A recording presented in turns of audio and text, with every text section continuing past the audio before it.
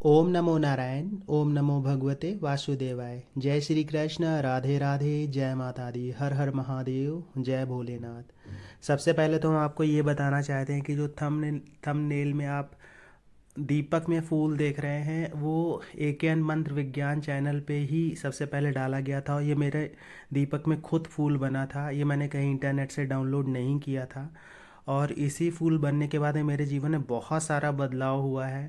और यही फूल आप बहुत सारे वीडियोज़ में देखेंगे, बहुत सारे चैनल में आप ये फूल देखेंगे। लोग अपना फूल नहीं दिखाते हैं, अपने जीवन के एक्सपीरियंस नहीं दिखाते हैं, वो उनकी खुद की प्रॉब्लम है।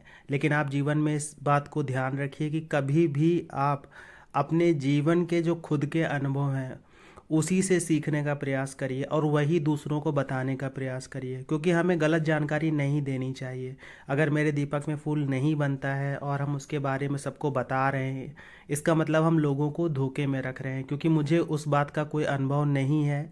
और बिना अनुभव के किसी को बात बताना जीवन में एक पाप जैसा होता है, क्योंकि गलत राह दिखाना भी एक गलत कार्य में ही गिना जाता है। अगर हम किसी को सही रास्ता नहीं दिखा सकते हैं तो हमें किसी को भी गलत रास्ता नहीं दिखाना चाहिए। अपने मन के अंदर ये बात हमेशा रहनी चाहिए कि हमें सच्चे रहना है, अच्छे रहना है। हमारे जीवन का यही उद्देश्य होना चाहिए। अगर हम आध्यात्मिक मार्ग पे हैं तो हमारा आध्यात्मिक मार्ग तब तक सही नहीं हो सकता है, हम अध्यात्म में तब तक आगे नहीं बढ़ सकते हैं, हम मंत्र जाप या पूजा पाठ में तब तक आगे नहीं बढ़ सकते हैं जब तक हम लोगों को धोखा देना बंद नहीं करते हैं। देखिए क्या होता है, जीवन में बहुत सारी चीज़ें घटित होती रहती हैं। कभी कभी हम बहुत ज़्यादा पूजा पाठ कर रहे होते हैं, बहुत ज़्यादा जाप कर रहे होते हैं, लेकिन हमारी पूजा पाठ वैसा फल नहीं दे पा रही होती है, या हमारा जाप वैसा फल नहीं दे पा रहा होता है, या हमें अनुभव नहीं हो पा रहे होते हैं, हमें आभास नहीं हो पा रहे होते हैं। कभी कभी आप ये भी सुनेंगे या ये भी महसूस करेंगे, जैसे ही आप जाप करना शुरू करेंगे आपके जीवन में परेशानियां बढ़ना शुरू हो जाती हैं। तो इसके दो कारण होते हैं। पहला कारण तो ये होता है कि जो नकारात्मक शक्ति है वो दूर नहीं होना चाहती है, क्योंकि जब भी आप जाप करते हैं तो उससे सकारात्मक शक्ति जागृत होती है, या ये कहें कि जो भी देवी देवता होते हैं जिनका आप जाप कर रहे होते हैं उनकी शक्ति जागृत होती है। तो जब वो शक्ति जागृत होती है तो जो नकारात्मक शक्तियाँ होती हैं वो वहाँ से जाने के लिए मजबूर हो जाती हैं। इसके कारण से वो व्यवधान पैदा करना शुरू कर देती है, आपकी लाइफ में प्रॉब्लम लाना शुरू कर देती है, आपके कार्य बिगाड़ना शुरू कर देंगी, जिससे आपका ध्यान जाप से हटकर उन चीज़ों में लगना शुरू हो जाएगा। एक तो कारण ये होता है। दूसरा कारण ये होता है कि अगर मान लीजिए नकारात्मक शक्ति नहीं है और आपका जाप बाधित हो रहा है, आपके जीवन में परेशानियां बढ़ रही हैं, तो ये देवी देवता भी कभी कभी करते हैं कि वो आपकी परीक्षा ले रहे होते हैं कि आखिर ये व्यक्ति जाप कर रहा है तो ये जाप में कितना अधिक अपना भाव लगा पा रहा है, या कितने सच्चे मन से वो जाप कर रहा है, या परेशानियों के बावजूद वो कहीं टूट तो नहीं जा रहा है। ऐसा तो नहीं है कि वो जाप करना ही छोड़ दे, या वो अपने मन में ये बात लेके आ जाए कि जाप करने की वजह से ही मेरे जीवन में समस्याएं पैदा हुई हैं। तो दोनों तरह की बातें होती हैं और दोनों तरह की बातों को समझना बहुत मुश्किल हो जाता है कि ये नकारात्मक शक्ति के कारण है कि हमारी परीक्षा चल रही है। तो सबसे अच्छा ये है कि हमें इन बातों में ना उलझकर जाप पे ध्यान देना चाहिए। अगर आपके जीवन में जाप करने के बाद में परेशानी पैदा होती है, पूजा पाठ करने के बाद में परेशानी पैदा होती है, तो उसका सबसे अच्छा रास्ता ये है कि आपको हफ्ते में कम से कम हफ्ते में एक दिन मंदिर अवश्य जाना चाहिए, और जो भी आप मंत्र जाप करते हैं उसकी एक माला, एटलीस्ट एक माला मंदिर में जाकर अवश्य करनी चाहिए, जिससे आपके जीवन में ये समस्या होना ख़त्म हो जाएगी। मैंने पहले कई बार एक वीडियो में बताया भी था आपको कि कभी कभी ऐसा भी होता है कि आपकी पूजा पाठ, आपका जाप नकारात्मक शक्ति ले रही होती है, क्योंकि उसके कई और भी कारण होते हैं। जैसे मान लीजिए आपका घर जहाँ बना हो वो अपवित्र जगह हो, कोई तालाब रहा हो बहुत पुराना, उसमें बहुत सारा कचरा लोग डालते हो, हड्डियाँ डालते हो, कोई भी वेस्ट चीज़ें डालते हो, उसके बाद उसको पटा दिया गया हो, मतलब बंद कर दिया गया हो, फिर मट्टी भर दी गई ऊपर से, फिर उसके ऊपर घर बना दिया गया हो, तो उसके अंदर से जो एनर्जीज हैं वो उतनी अच्छी नहीं निकलेंगी उस जगह से। वो जो एनर्जीज हैं, वो जो निगेटिव एनर्जीज हैं, वो ज़्यादातर वो निकलती ही रहेंगी। अब ऐसी जगह पे अगर आप बैठ के पूजा करेंगे तो आपकी पूजा बाधित होगी, आपका मन भटकता रहेगा, आप जो जाप करोगे, आप जो पूजा करोगे, वो सब निगेटिव एनर्जी लेके जाती रहेंगी। तो इस बात का हमें ध्यान रखना चाहिए कि हमारी जगह पवित्र हो।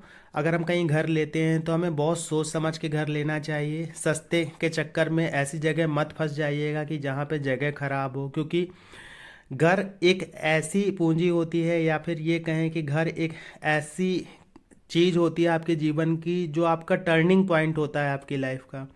अगर घर गलत बन गया, गलत एनर्जीज पैदा हो गई, तो आपका जीवन पूरा बर्बाद हो जाएगा।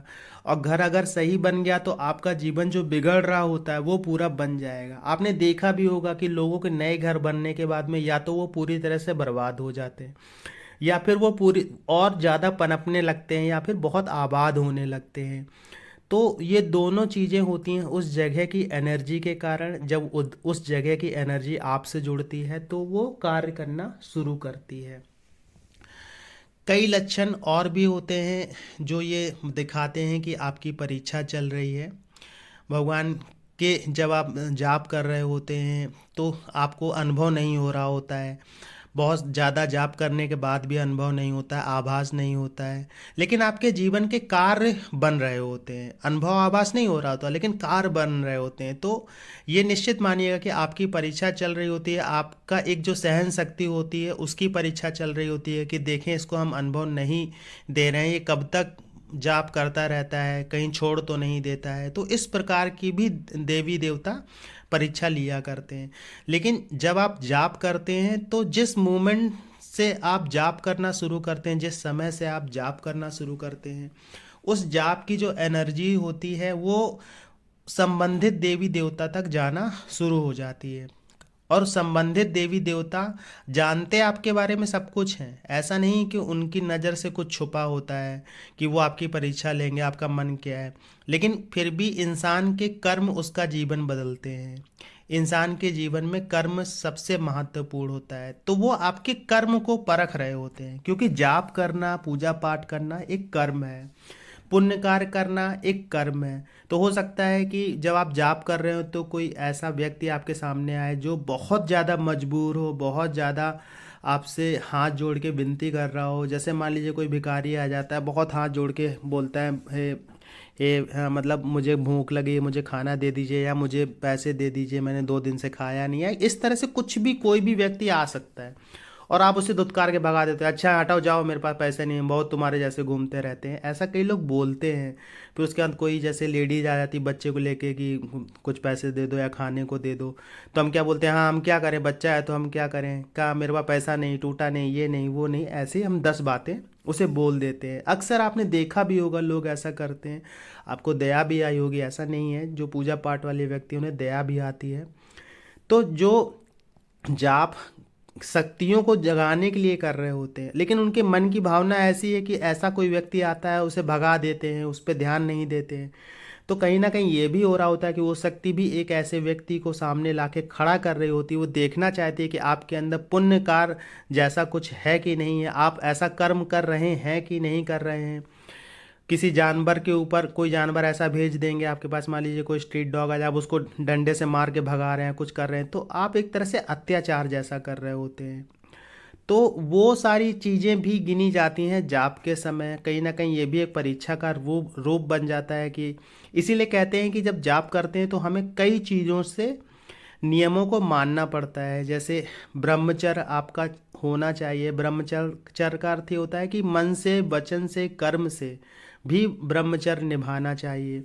सात्विक भोजन लेने के लिए इसीलिए कहा जाता है, तामसिक भोजन नहीं करना चाहिए, लहसुन प्याज नहीं लेना चाहिए, क्योंकि कहीं ना कहीं ये सब हमारे विचारों को मलिन करते हैं। हमारे अंदर एक तमोगुण, रजोगुण पैदा करते हैं, जिसके कारण से सात्विक गुण बहुत कम हो जाता है और हमारा जाप आगे नहीं बढ़ पाता। ये खासकर तब के लिए है जब कोई आप संकल्प लेके साधना कर रहे हैं। लेकिन अगर आप बिना संकल्प के कोई साधना करते हैं, नित्य जप करते हैं, तो आप उसमें लहसुन प्याज खा सकते हैं। वो सब्जी का ही रूप है, ऐसा नहीं है कोई मांस मदिरा नहीं है वो, क्यों नहीं, उसे छू नहीं सकते, खा नहीं सकते, ऐसा नहीं है। लेकिन हाँ, जब आप जाप करते हैं, साधना करते हैं संकल्प लेके, तो उस समय नहीं खाना चाहिए, इसलिए क्योंकि वो तामसिक गुण पैदा करती है आपके अंदर। तो उस समय हमारे अंदर तामसिक गुण नहीं आना चाहिए, तमोगुण नहीं आना चाहिए, रजोगुण नहीं आना चाहिए, और हमारा पूरा ध्यान सात्विक होना चाहिए, हमें पूरा ध्यान हमारे भगवान में लीन होना चाहिए। इसलिए हमें उस समय इस तरह के विचारों को, आचार विचारों को ग्रहण करना चाहिए। जब हम कोई चीज़ें नियम से करते हैं, खासकर पूजा पाठ वाली चीज़ें, तो वो फलित अवश्य होती हैं, क्योंकि कोई भी दैवी शक्ति है नियम की पक्की होती है। अगर आपने संकल्प लिया है 5 माला प्रतिदिन करने का 11 दिन तक, तो करिए। तोड़ दिया आपने संकल्प, तो कहीं ना कहीं वो शक्ति रुष्ट हो जाती है। फिर आप जाप करते रहेंगे, बोलेंगे फ़ायदा नहीं मिल रहा है। फिर आप जाप करते रहेंगे, बोलेंगे देवी कृपा नहीं हो रही, अनुभव नहीं हो रहा, आभास नहीं हो रहा है, हमारे कार्य नहीं बन रहे हैं, क्योंकि आपने संकल्प लिया तो बीच में तोड़ दिया। तो संकल्प टूटने मत दीजिए। अगर आप ज़्यादा जाप नहीं कर सकते तो कम जाप का ही संकल्प लीजिए, उतना ही संकल्प लीजिए जितना आप कर सकते हैं। ज़्यादा संकल्प लेंगे, नहीं कर पाएंगे तो समस्याएं होती हैं। इसी तरह से हम कुछ मानते हैं कि हम भागवत कराएंगे, हम ये कराएंगे, भंडारा कराएंगे, वो कराएंगे। अगर आप करा सकते हैं तो ही मानिए, क्योंकि एक बार कहने के बाद में किसी देवी देवता से आप कह देते हैं, फिर आप कराते नहीं हैं। जैसे आपका कोई कार्य बनना होता है, आपने कह दिया कि मेरा कार्य बन जाएगा तो मैं भंडारा कराऊंगा। अब आपका कार्य बन भी गया, फिर आप सोच रहे हैं चलो अगले साल करा देंगे, इस दिन करा देंगे, अगली शिवरात्रि को करा देंगे, इस दिन जो बड़े दिन होते हैं उनमें करा देंगे, अच्छे दिनों में करा देंगे, नवरात्रि में करा देंगे। ऐसे आप टालते रहते हैं बात को, तो टालिए मत। अगर आपने कुछ कहा है तो उसको पक्का आप जरूर करिए, क्योंकि फिर आने वाले समय में जो चीज़ें अच्छी होने वाली हैं वो आपके साथ में घटित नहीं होंगी।